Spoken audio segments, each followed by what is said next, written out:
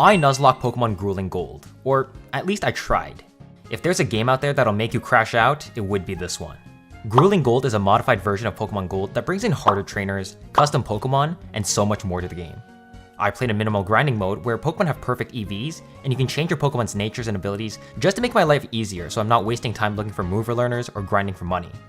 This game was incredibly fun, so I highly recommend you check out the Discord server, and if you like Nuzlocke content, then like and subscribe to the channel. This game is well documented, which made planning which Pokemon I want and routing encounters a very necessary skill. Since you have the option to start with any starter Pokemon, I decided to go with Cyndaquil. This way I can potentially get access to Hisuian and Typhlosion later in the future. The starting few encounters also gave me a huge variety. Wattrel, Fido, and Hisuian Quillfish would give me solid coverage for the trainers in the first part of the split. As soon as I enter the gate to Violet City, I'm immediately met with one of our rivals, Chris. Chris I've never found to be too difficult, maybe a roadblock at some points in this game, but the first fight was no issue. Mankey's leveled up to the level cap, and Karate Chops to instantly knock out our starting Pikachu. Did that thing just moan Pika in my ear? Quillfish puts up some strong poison damage into Cyndaquil and picks up the kill with priority sneak attack. Then it finally lays into the marrow with 2 hits to lay down the pipe. Not too bad for a first rival fight. I get Rowlet out of the grass in Violet City, which will be another useful asset with its ghost typing. I also push their trainers in the first gym pretty easily, having the combination of Wattrel for the electric coverage and Geodude for rock stat, which makes the trainers not an issue. Falkner takes a bit of time to plan since his team is strong coverage against super effective Pokemon. He's backed up his team by his bulky Gligar in the rear, so I make sure to change up all my natures and abilities to suit my needs. Geodude leads the fight against Wattrel. HP Grass puts Geodude down to sturdy, but I make sure to hold the Berry Juice for recovery to prevent a random move from the next Pokemon. Geodude lands a Rock Throw and one-shots a Wattrel back. Since we perfectly bait the Water move from Ducklet, Water Absorb Chinchou can swap in an Electro Ball for the initiative. Since Gligar has bulky stats and Roost, I instantly swap into Snow Run, but a priority Dust Dash nearly crits us down to half. On our side, Icicle Spear gets the low roll to only hit twice.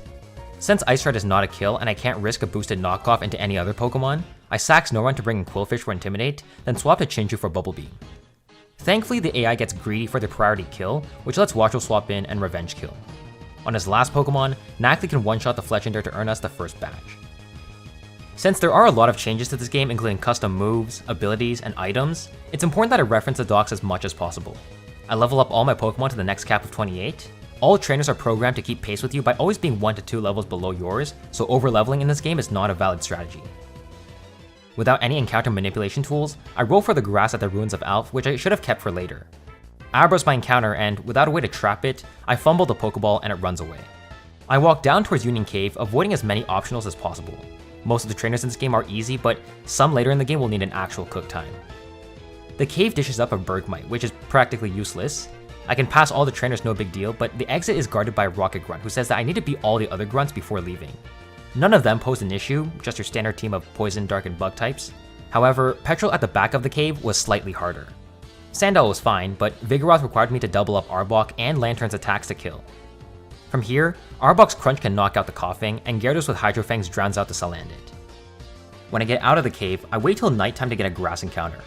Hoppip is unsurprisingly not one of the top tier Pokemon I was hoping for, and I get him a chop in the grass of Azalea Town. Then I head to Slowpoke Well to chase out Team Rocket again. The well shows me to a Galarian Slowpoke, a Pokemon that I'm definitely not opposed to, and again the trainers in the well were no big deal. This brings me to Proton. His team is better formulated, leading Glimmet to set up Toxic Debris at the start. I bring out Gyarados on Donphan, but they immediately swap out to give me the free kill into Grimer. Donphan coming back in gives me another easy 2-shot kill, and Gyarados finishes off the rest of his team from there. This is not a major boss fight. This is the smallest of small boss fights. Deeper yet in the cave, I reach an iconic Reggie-looking room. I change the time to nighttime and pick up the incredible Gible. As I prepare to enter the gym fights in the second gym, I get ambushed by Silver at the doors. This took me by surprise because I didn't realize this fight was right now. He starts us off with Golbat. Quilava's not our best counter, so I send out Kilowattrel to win the 1v1. My Dark Poison Arbok does solid work against Kadabra, and Drizzle Lantern can single-handedly take on his Misdreavus. Finally, Magnemite also goes down to a rain-boosted Bubble Beam, so this fight wasn't actually too bad. With my assortment of various flying, fire, and rock types, I quickly reach Bugsy waiting for our challenge. I decide to lead this fight with Ninjask that I caught in Elix Forest, since Speed Boost is a nice investment. Aerial Ace into Ariados leaves it in the red, which allows it to bring out Sticky Webs. They immediately go to Scizor, so I try to Baton Pass into Quilava, which fails for some reason. Why can't I do- what? Why can't I do- what? Okay, let's make a regular switch. We're not gonna get pursuit trapped. Okay, I guess we just can't baton pass. Still not sure why that didn't work, but with webs up, competitive on Quilava gives us double special attack, so Incinerate burns up the Scizor. Center Scorch is the next problem. Thankfully, I have a solid wall in Gyarados. Intimidate prevents it from doing too much damage, but they swap in a Masquerain before I can sneak in a kill. In this position, Kilowattrel comes out and uses the speed-lowering Dual Drums against Masquerain and Center Scorch to win us a second badge. With another gym under my belt comes another jump in the level cap. I move onwards to Elix Forest, where Chris tags along with us again as I navigate through the forest. All of the next few battles will be tag battles against Team Rocket Grunt spread throughout the forest. I use my better judgment and bring out bulky Pokemon who can soak up a lot of damage and slowly work through the grunts. The first pair had a Steam Engine Revavroom holding an air balloon, which will be a recurring nightmare in this game. Without bulky Pokemon, they can quickly rack up speed boosts and shift gears and destroy entire teams. The second pair was easier, with their best Pokemon being a Crobat. And right before Petrel again is a Sneasler, which can cause quite a bit of an issue if you let it set up, but I didn't. Petrel, as always, is never too bad, but he's lined up his team with a Flame Orb Guts Heracross. It can build up a lot of damage even with Intimidate Pokemon, so I made it a priority to get rid of it before targeting the other side. Thankfully, Chris also gets the message, and this fight goes by flawlessly. On the other side of the forest, I run into Hisuian Zorua, a unique Pokemon with an especially good typing. I go to Goldenrod Shopping Mall to stock up on items and buy some incredible TMs. They sell a bunch of evolution items too to help your Pokemon evolve if they need to be traded or some other condition. My first task in Goldenrod City is to take on Chris. We lead her out of the woods and this is how she repays me. Overquill hits priority sneak attack into Raichu, dealing damage, which forces her to switch out. Slowbro gets to cherry pick off both Jumpluff and Azumarill with Shell Sidearm. Gyarados lands Hydro Fang into Quilava, which is an easy tally to his kill count, and Water Absorb Lantern does well to soak up any hits, allowing Kilowattrel to get the victory. Compared to Chris at least, the gym trainers in Whitney's gym are much more of a nuisance, especially now that the opposing Pokemon are fully evolved. They come with actual type coverage, so I need to work around them cautiously. Lots of flying and fairy types to counter whatever fighting Pokemon you bring out. The gym fight with Whitney can be an unexpected spike in difficulty, especially with Mega Audino in the back. Leading with my Golem to scrap the Graphite Eye, she immediately swaps out to her Mega. She sets up Calm Minds as I swap to Slowbro to hit Shell Sidearms, eventually getting a Poison to assist in the KO. Miltank here is looking for Body Slams incoming, and I meant to resist it with Hisuian Zorork, but I missed a Scrappy ability, which catches me off guard. Machamp swaps in on Toxic, giving us the Guts boost, and we hit a boosted Revenge to Revenge kill Miltank. Her Girafarig is really bulky with Eviolite and has adaptability to boost its stab damage. Shell Sidearm brings it down to half, but since we bait a kill with Hyper Voice, I swap out to Zoroark to dodge, then U-turn for chip damage, repeating the cycle to kill with a priority Mach Pulse. Heliolisk gets completely stonewalled by Lantern since we have Eerie Impulse to drop its special attack. I can then hit Shell Sidearms or Slowbro to score the bucket. She brings Grafai back out once again, so I can send in Golem again to finish the job. The level cap for Whitney was 35, so opening up the next cap brings in a lot more Pokemon online. But before evolving every one of my Pokemon, I first want to beat the trainers on Route 35 first. This way I can reach the chef who will sell me an alternate stone, a necessary item for evolving my Quilava into Hisuian Typhlosion. In National Park, we see that it's overrun by Team Rocket Grunts again, all in double battles. A lot of the teams in this game are reused from previous fights with Team Rocket, so it's possible to recycle the same strats as before. At the end of the gauntlet is Admin Proton again. He's evolved his Pokemon as well and added a Scizor to his team. I can still use Machamp to brute force the Glimmora, not worried about the toxic spikes. Typhlosion's fire damage easily overpowers Scizor, and Gyarados cripples Donphan with Intimidate, with Hydro Fangs to get a Moxie boost and sweep the rest of his team. With Team Rocket disposed of, at least for now, only now do I have permission to move on. Route 35 brings me Rufflet, which is alright, Higuchi, and spread throughout this game is a few static boss Pokemon, and the first one is Sudowoodo. All static bosses are uncatchable and begin with battle with an Omni boost to their stats.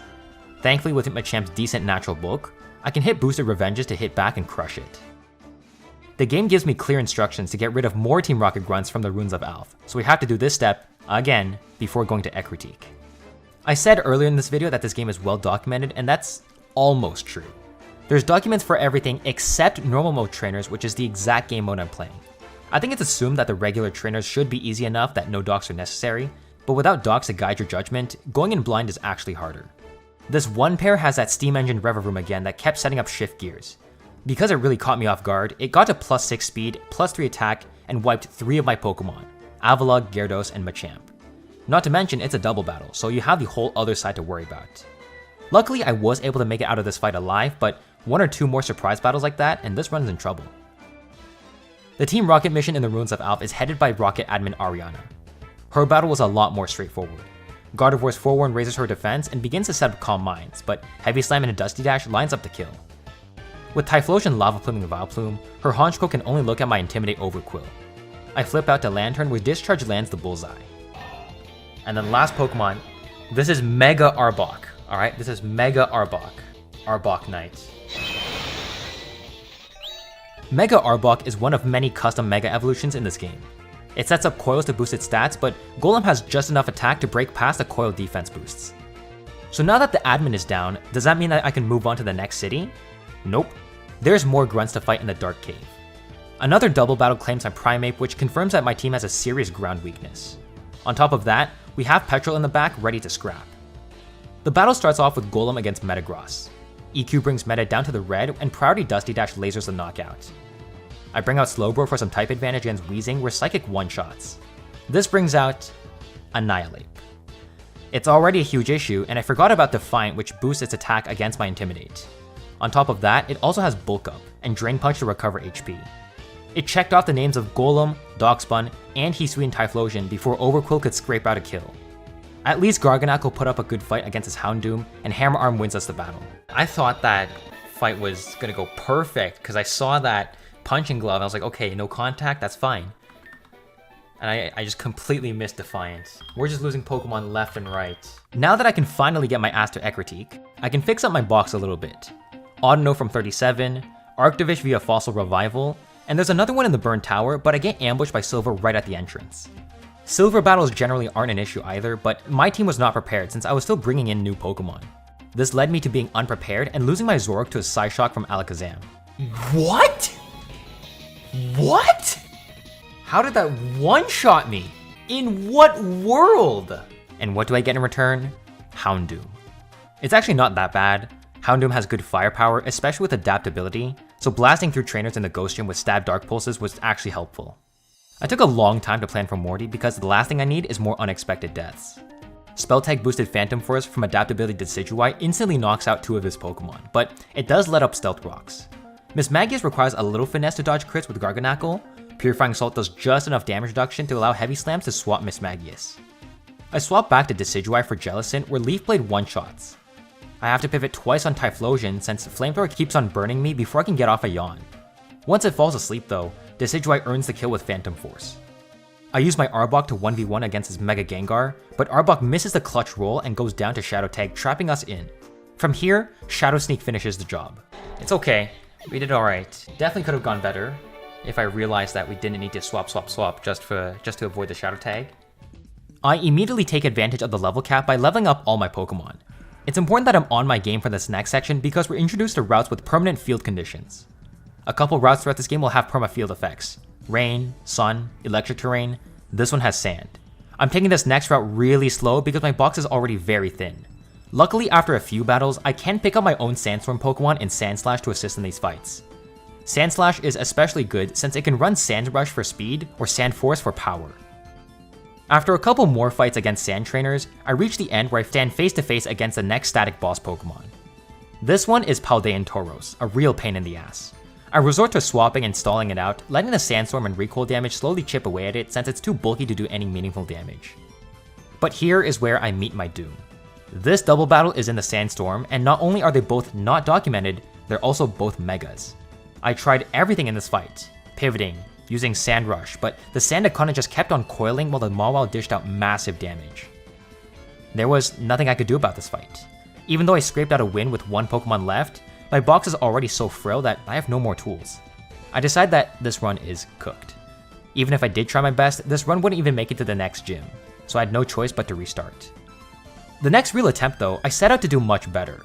Not only was I just more careful from the start, I also made sure to actually plan out every single fight thoroughly with whatever little documentation I had. I don't need to go through every single fight, but suffice it to say, I was able to make it back up to Morty with just a single death, so this next one was looking a lot better. That fight against Mega Sandaconda Mawile, I immediately targeted the Sandaconda to get it out of the battle. Once Sandaconda is down, I could double up into the Mawile with double Intimidate Pokemon. I snatch a Maractus just above Olivine City and fish up Veluza from the harbor. This puts me in front of the Lighthouse ready to take on Chris again. Throughout the entire second attempt, Colossal has been MVP, putting in major work. Steam Engine removes the water weakness, so double Fire Punch burns through Chris's starting Raichu. I also don't have to fear the Azumarill since I can tank both of its stab typings. I chip it down a little bit, then swap in a Water Absorb Clodsire to hit super effective poison jabs. Aggron holding Aspire Berry can wake up from the sleep powder and land a quad effective Ice Punch to remove Jump Bluff. Gyarados perfectly counters the Typhlosion since my natural special bulk lets me set up Dragon Dance, and Aqua Tail one-shots. With one Pokemon left, I can use my raw power to crunch down on her Girafarig with super effective damage. I take a moment to stock up on some useful items since Olivine City sells the type resist berries. This will make my team planning and fighting a lot more consistent. The next few routes coming up are all permanently raining, which means that the trainers are going to be tougher. At this point in the game, I don't have many counters to rain specific Pokemon, but I do have water immune Pokemon like Water Absorb Clodsire and Steam Engine Colossal that do great work for these battles. I also want to delay a couple of these routes since I have a few unique encounters, so I'll just mention Pokemon as they come up, starting with Mantine. After blasting through the water routes, I land in Signwood where I can take on the 5th gym. Before I can think of entering the gym though, I have to deal with Eusine, the Suicune fanatic. We only ever see Eusine once in this game, and this fight goes as smoothly as expected.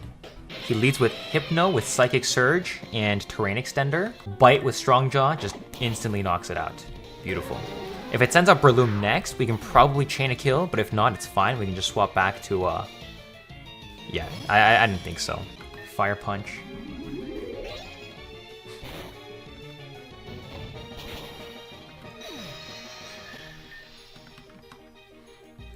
Electrode. Gonna go for a Overcharge. Alright, this is way too slow, I'm sorry. This is way too slow.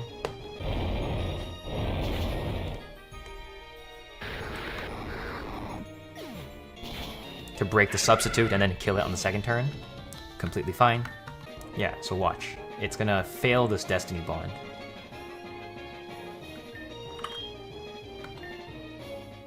Failed, perfect. Because it can't Destiny Bond twice in a row. Simple. It's a simple matter. With Eusine defeated, what's more important is that I can pick up a Focus Sash and Assault Vest right behind where he was standing.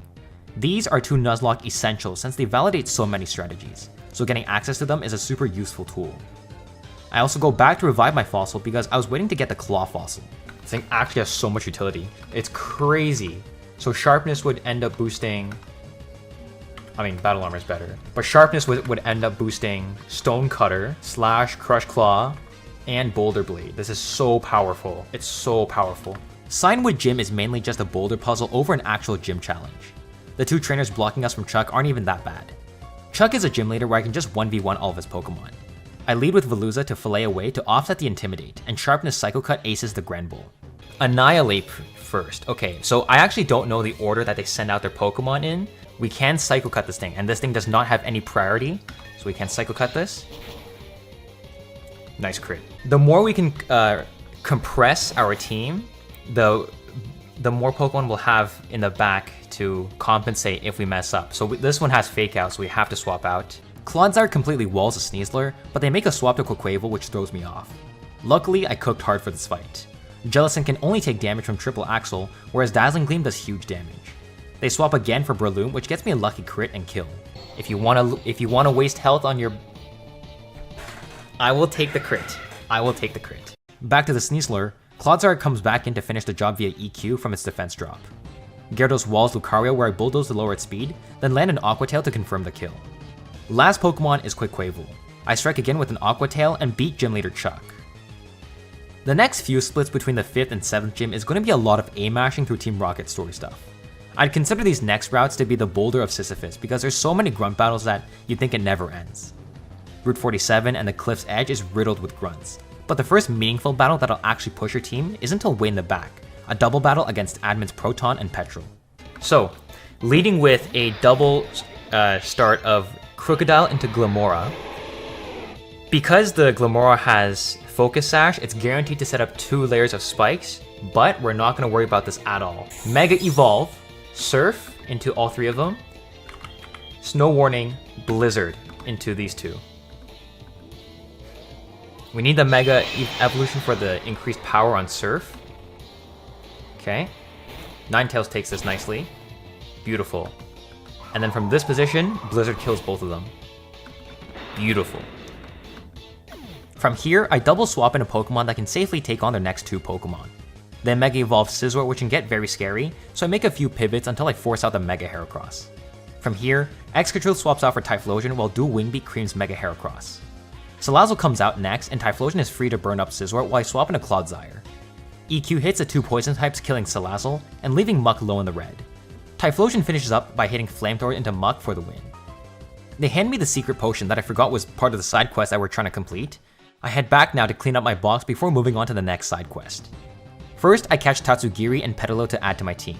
Then I evolve a few Pokemon before climbing up the floors of the Lighthouse. I needed to prepare because the Lighthouse has another field effect, permanent electric terrain. Preventing sleep and boosting electric moves forces the battles to be very aggressive. You either have to use Pokemon that can take advantage of the terrain, or ignore it.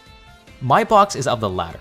My various ground and electric immune Pokemon don't need to worry about electric terrain, so I can just raw dog my way up the Lighthouse. I had to be careful though because the trainers all had strong electric Pokemon. Surge Surfer, Rising Voltage, all enabled by the terrain. After I deliver the secret potion to Amphi, Jasmine is free to return to her post in the gym. If we take a look at the Jasmine fight, you'll notice a couple things. Perma Trick Room enables her Pokemon to have the speed advantage, and a double battle. Needless to say, this is going to be a tough one. On the bright side though, I'm not exactly helpless. I do have some slow Pokemon myself, and with the IV Minimizing Stone, I can reduce the speed IV of my Pokemon to play into the Trick Room. You better have some good tricks up your sleeve because Jasmine certainly got hers. This is Jasmine, probably the hardest fight thus far. Perma Trick Room double battle. The Trick Room will activate an item called Room Service, which lowers your speed by 1, which makes you go faster in Trick Room. We're gonna Mega Evolve, Eruption, and we're gonna Flamethrower. Camerupt right now is at 27 speed. When it Mega Evolves, its speed is gonna cut in half to 27 speed, which equals the Ferrothorn faster than the Aggron in Trick Room, but the Colossal is at 26 speed with the -1, which means it's actually faster than Ferrothorn. So we can Flamethrower the Ferrothorn. Yeah. Perfect, so speed cuts in half. We Flamethrower the Ferrothorn to kill, and then we Eruption to kill the Aggron. Colossal is also Flash Fire, so that it gets the boost into the next turn. Beautiful. Heatran Magnezone. Okay, what we're gonna do here is we're gonna have to play into a crit, which is actually our own crit. We're gonna Earthquake, hitting everybody. Camerupt is also minimum attack. Colossal is maximum defense, so that it can live the Earthquake, but if it crits ourselves, then we lose Colossal.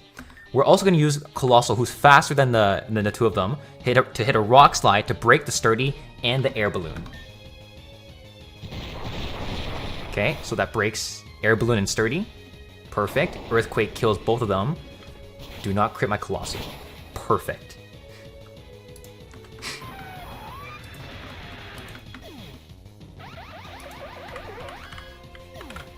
In this position, Camerupt outspeeds the Mega Steelix, and we can Earth Power to kill.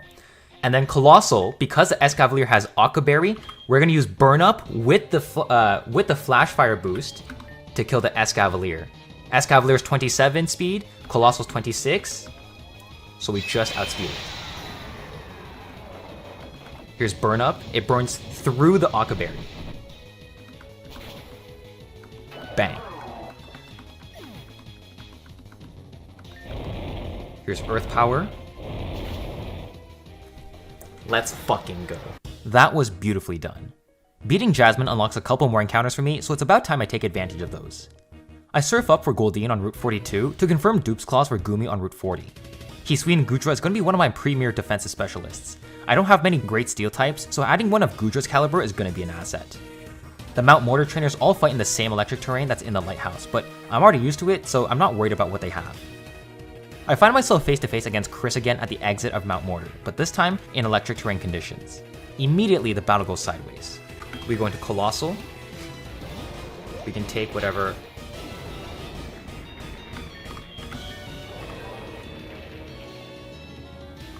I forgot to switch it back to Steam Engine. Oh no. I have to pivot hard now. Doubling up EQ into Azumarill revenge kills the Slayer, and I push Scrafty to the limit to crunch out the Typhlosion. I'm slowly digging myself out of the grave. Assault Vest Goodra comes back in against Farigiraf to tank whatever special attacks it wants to fire off, and I can retaliate with Ancient Cry for big damage. Shell Armor prevents crit, and I can swap over to Aggron to Ice Punch Jumpluff. Her last Pokemon is Ampharos. Against Aggron, it should see Rising Voltage, which gives me the free swap in Excadrill, and EQ to finish the battle. Fuck, dude, that's so bad. Oh, Colossal was MVPing so hard. Dude, that actually sucks. That actually sucks. The misfortune doesn't end there though, because the next route just after Mount Mortar happens to feature Permanent Sunshine.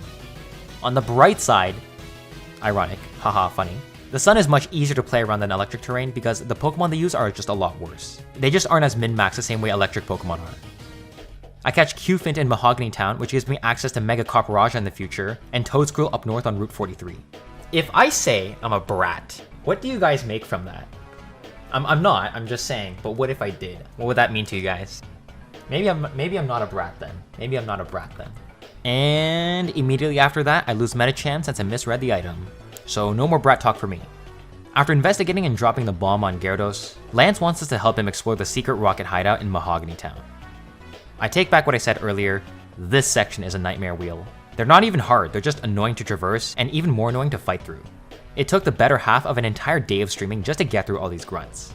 At the very least though, it does reward us with a fun little tag battle alongside Lance against admins Ariana and Archer. We're going Scrafty 1, Luxray 2, Gyarados 3. But this fight is going to be very dependent on how Lance does. What we're going to do here is, we're going to fake out the Gyarados, let the Hydreigon get some damage off somewhere. Ideally into Gyarados, but it's... okay, that's fine. But much more likely into Marowak. Okay. You know what? We'll take the kill. We'll take the kill. Togekiss comes out for Dazzling Gleam. Here we're going to go into our own Gyarados. I mean, even if Dazzling Gleam doesn't kill Luxray, the issue is if the next Pokemon out doesn't kill the Gyarados, or kill one of their Pokemon, then we just end up dying because we're low. Okay, Flash Cannon get some damage off is nice. Dazzling Gleam. We take it nicely. What does the Gyarados do? Oh, damn it. Waterfall into us is fine. Let's Dragon Dance.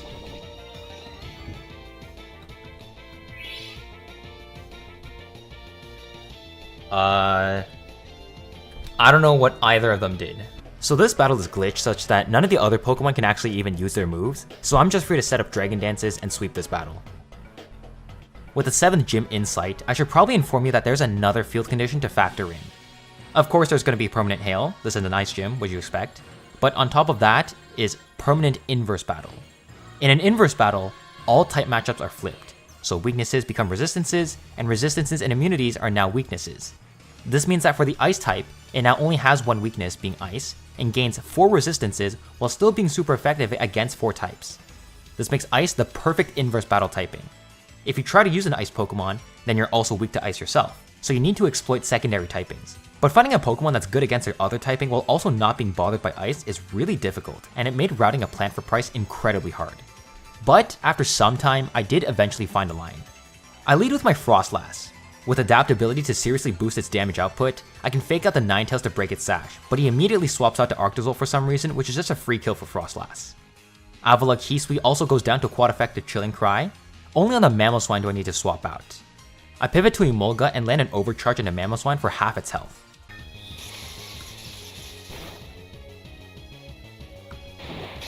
I don't know why that didn't kill. Oh my god, wait. Okay, so the move Overcharge itself is a special move such that it overrides the ground type immunity. It can hit ground types naturally. The damage calc does not see that in inverse, and it still sees it as, oh, it's a regular electric type move that's immune to ground. So inverse, it's super effective, but because the game engine recognizes that it's a special move that does hit ground types naturally, it's not affected by inverse and thus not super effective.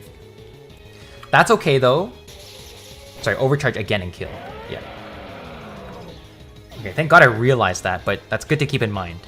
Lilligant can knock out his Delibird with Stab Trope Kick, which brings out his final Pokemon, Mega Abomasnow.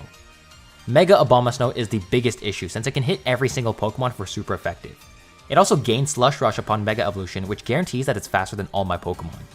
I Mega Evolve Gyarados to hit super effective Gilgash, but unfortunately since it does have Slush Rush, it does see the outspeed and kill against me.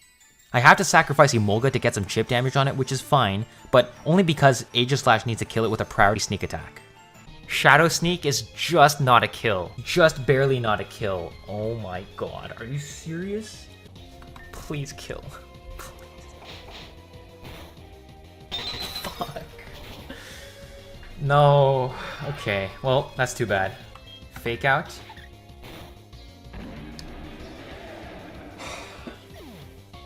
Chilling Cry. I didn't plan that correctly. I think I definitely should have went with my Gilgash strategy. Gilgash with Strong Jaw, that would have one-shot the Abomasnow. And the Intimidate wasn't as useful as I thought because I was Mega Evolving to remove my Flying type. So I think Gilgash definitely would have been the right play. Aegislash death was unexpected. Definitely not what I was prepared for. Abomasnow was just too bulky, too fast, and caught me off guard. However, I can't sit on this death for too long. My box is still very strong with a ton of tools. Unfortunately, this does mean that the game will need to trim our box a little bit by sending us on another grind of Rocket Grunts. The Radio Tower is a really long split of grunts and endurance battles, basically a huge boss rush. The first part of the tower has us face Petrel in a double battle. My main plan was to overpower their team with boosted Veluza and Mega Sharpedo. Unfortunately, due to a misplay on my part, I ended up losing Crobat and Crustle to the mistake. But with the rest of my team still decently healthy, I can recover from this position and pull out a win. The next part has us divert to a different part of the city. It starts by having us go through the Goldenrod Underground to look for the director of the radio tower. Silver catches up to me in the tunnels and decides that now's a good time to check up on the strength of my Pokemon. Somehow, in the depths of this tunnel, there's Permanent Sun. Don't ask me how that works. I lead my Staraptor with Reckless Brave Bird to overpower the Intimidate drop to instantly clear the Scrafty. Miss Mag out next is countered by Garganacl Assault Vest, and since we have great bulk, Heavy Slam hits the lightweight Ghost type and says goodbye. I pivot to Goodra, who can naturally resist whatever the Magnezone wants to do, and I look for Flamethrowers to two-shot, but they pivot themselves out into Baxcalibur for the Thermal Exchange boost. Against Goodra, it's 99% likely to go for Earthquake and not Icicle Crash, so I make the pivot into Noivern.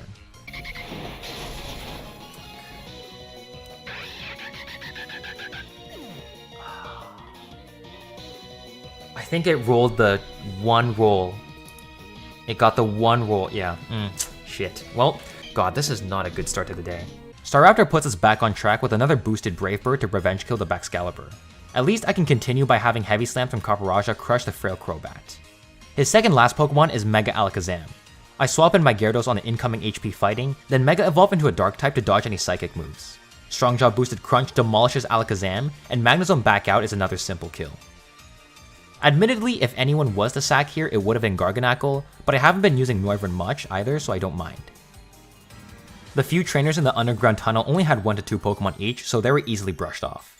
This brings me yet to another mini-boss battle not even 30 minutes later. It's Proton again. I do a Toadscrew lead, sporing his first turn swap to Crobat. I let Goodra take the lead to dish out some damage with Ice Beams. This switches up my line a little bit since Great Tusk comes out next with Photosynthesis boost from the sun. I pivot to Gyarados, who can simply outspeed and kill with a Strongjaw Gilgash. His next Pokemon is Mega Scizor, which looks for the Mega Evolution, but it U-turns out to Muck on the turn I bring out Typhlosion. Nidoqueen 1v1s the Muck, but they swap again to Absol. I decide to take the initiative by going for the attack instead of swapping again to snag the kill on Absol. Then when Muck comes back out, I can chain a second kill.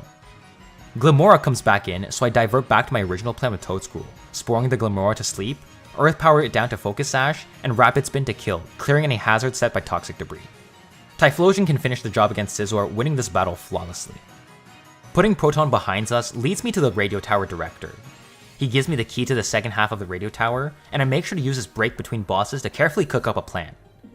I go around the map collecting items and TMs to make sure that my plan against the next fight is solid. Ariana and Archer double up their firepower again in a tag battle, and this time I have Silver by my side. They have Legendaries, Paradox Pokemon, and Megas. This is certainly one of the tougher fights in this game. We're going to select Luxray 1, Gyarados 2, Goodra 3. Lugia Ho-Oh, which is actually kind of devastating. We're going to double Luxray lead, alright? Double Intimidate is going to cripple the Ho-Oh because it's a physical attacker. Okay, that protect is fine. Double protect is fine. It doesn't accomplish anything for you guys. Then I'm just gonna take the turn to switch now. All I need is the Lugia to be damaged. Oh, fuck me. No priority is fine. Protect is fine. Wicked Wind. Yeah, I don't know what you were thinking there. Look at Sacred Fire into the Celesteela. Okay, there's our Moxie boost, so now we're +2 attack, +1 speed. We outspeed everything, we kill everything. Do not crit me, you motherfucker. That's really weird. You should have Sacred Fired the Celesteela. Okay, I mean... Okay, nice. Fuck, I think I just set up for nothing, because I don't know what the fuck I'm gonna do on the next turn, because I can't kill shit. Okay. I entirely blame our partner, by the way. You don't do shit. Oh, fuck.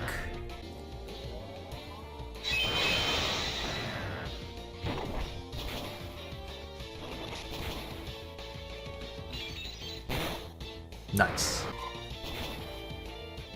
Nice. Oh my god. Okay, my plan went completely to shit, and I entirely blame our partner. I entirely blame our partner. It was supposed to be a Mega Gyarados sweep, but I entirely blame our partner. That fight did not go to plan, and yet here we are. It's good news for us that Giovanni isn't interested in a fight. Thank God. Instead, he sends us off to the 8th gym leader. I move onwards and catch my own Abomasnow in the grass of 44.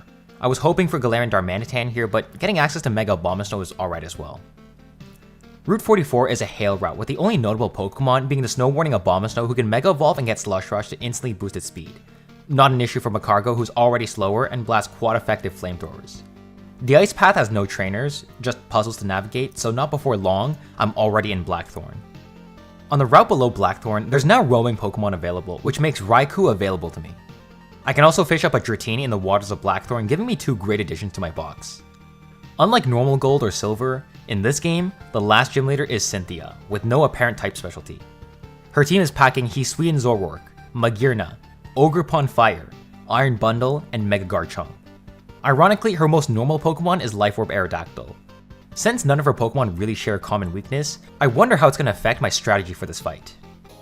And this is going to outspeed everything, and it's gonna have enough firepower with Strong Jaw to kill everything. Let the fun begin. Oh! Swappage? You're doing some swappage? What are you gonna do?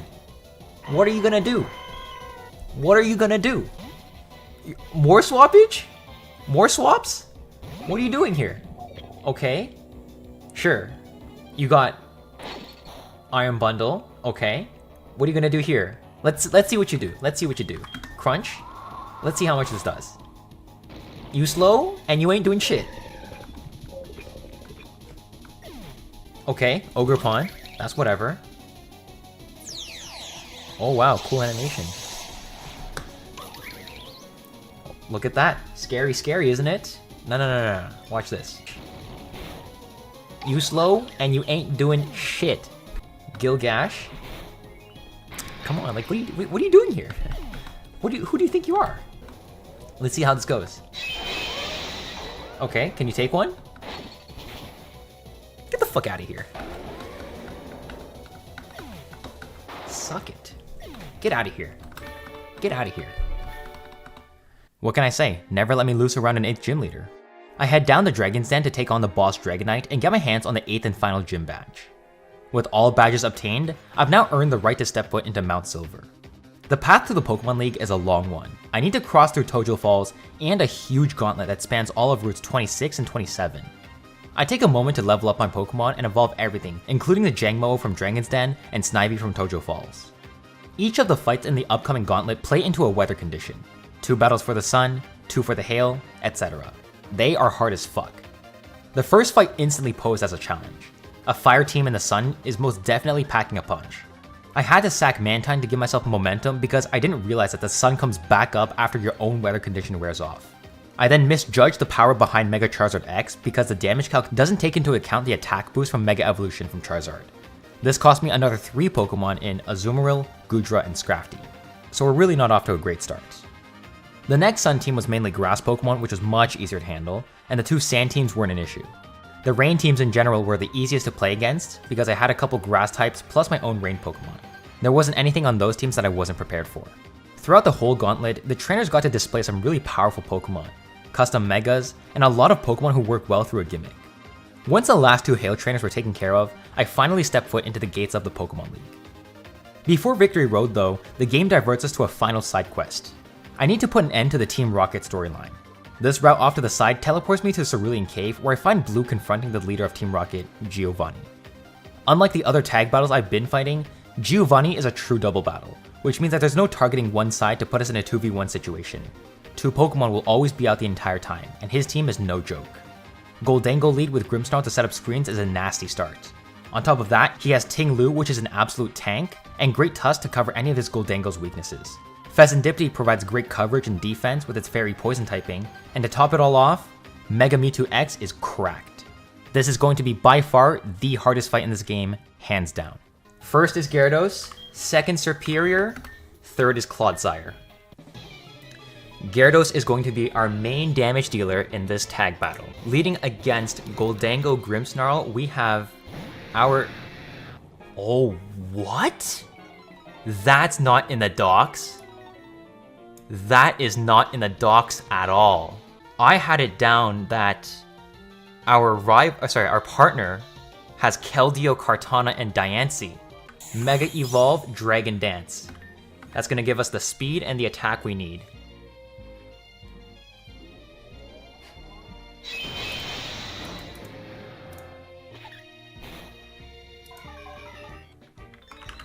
Okay, Nasty Plot is fine. And then when the Goldango does become an issue for us, we are faster than it, we can just break it out.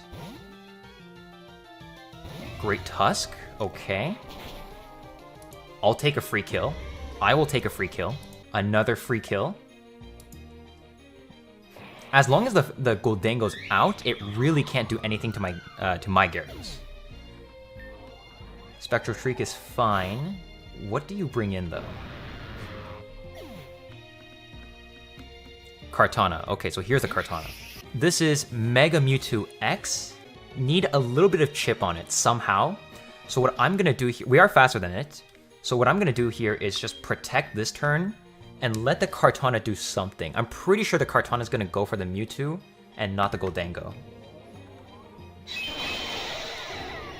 Okay, Mega Mewtwo X. We're gonna protect. What does... Oh, fuck. Okay. You better attack. Yeah, you better attack it. That's okay. I'm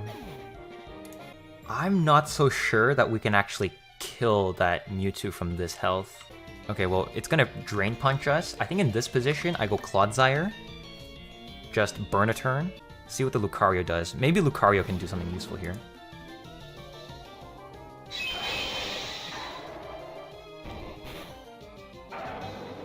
Oh, shit. Oh my fuck. Okay, I think we're cooked. Our partner absolutely sold this fight.